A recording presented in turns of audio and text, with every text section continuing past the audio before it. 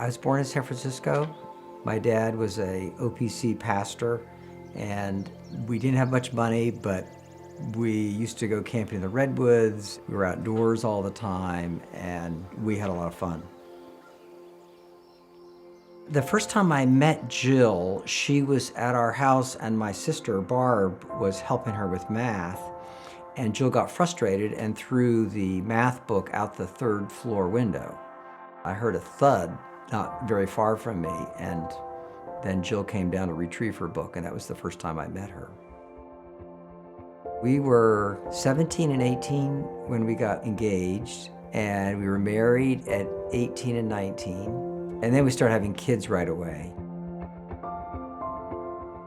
The pivotal turning point in my life was the birth of our fourth child, Kim.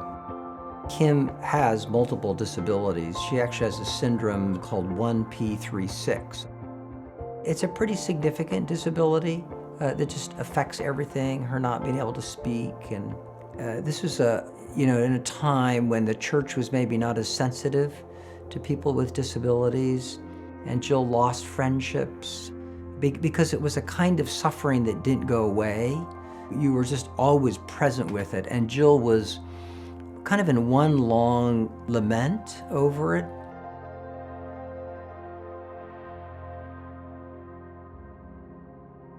By the time Kim was about 9, we were just going through a horrendously hard time. Like, our kids were like ages 3 to 16 at that point.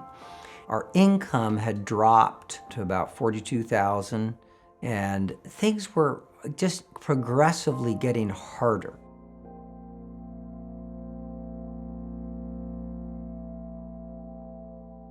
That all came to one point. We were going to bed, and we were heading up the stairs, and Jill asked me if I loved her. I said yes. I just thought she wanted reassurance. And then she asked me again if I loved her. And I said yes, and I was sort of like, what's going on here? And by the time we were up at the top of the steps on the landing, she asked me a third time, "Do you love me?" Which just made me irritated, because she was doubting me if I loved her. I just was flabbergasted. So I started giving her this long list of all these ways I loved her. And Jill didn't say anything. Jill was beyond distraught, I would say. I couldn't reach her, and that made me afraid. I just sensed I was missing something. Or let me put it this way, everything I knew, and I knew a lot, wasn't working. That month, my prayers went through kind of gritting my teeth, God help me to love my wife, to kind of a quieter, God help me to love my wife, to an even quieter, God, would you show me what love is?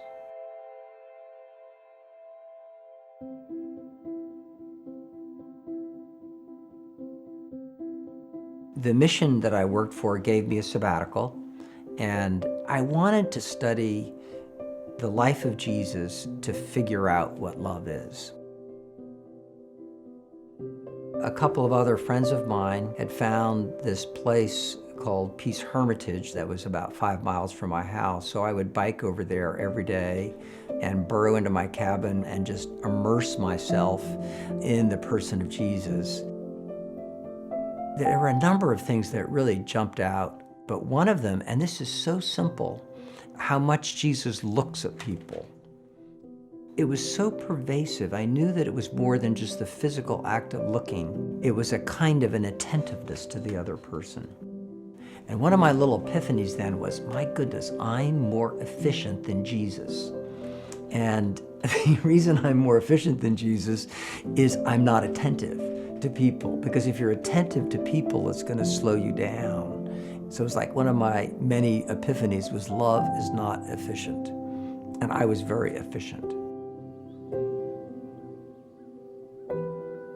The word that I picked up from counselors that has actually been around in the church for about 400 years is just takes incarnation and makes it into a verb, to incarnate. And so I begin to descend into Jill's world to begin to value and pray that I could understand her world. It's just that simplicity of love, of stepping in her shoes.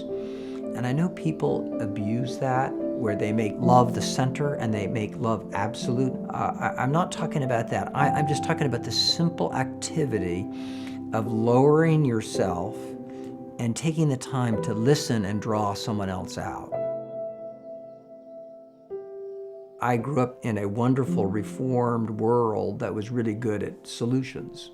And not that solutions aren't bad, but they can miss the person. And that's what I was doing with my wife. I was missing her as a person.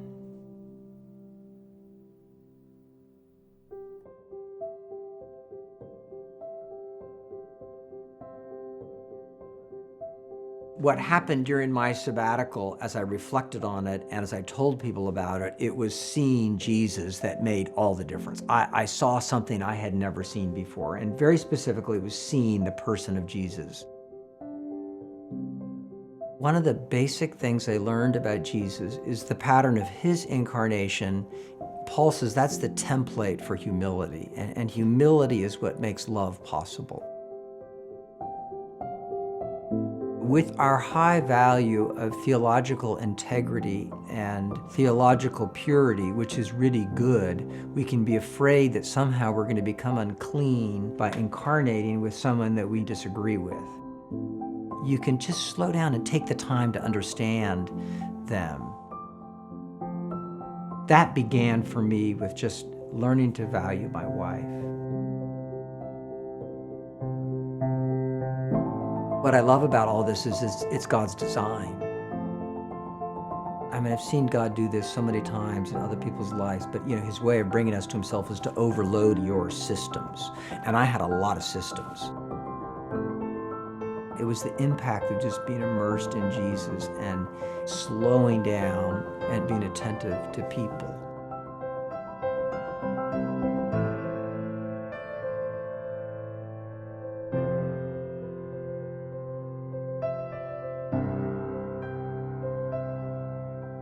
The suffering that we have now in our family has been much harder than 28 years ago with the recent loss of our daughter, Ashley. So Jill's lamenting, but now I listen to her, I care for her in the lamenting as opposed to helping her get out of the lament. I'm present with her in them.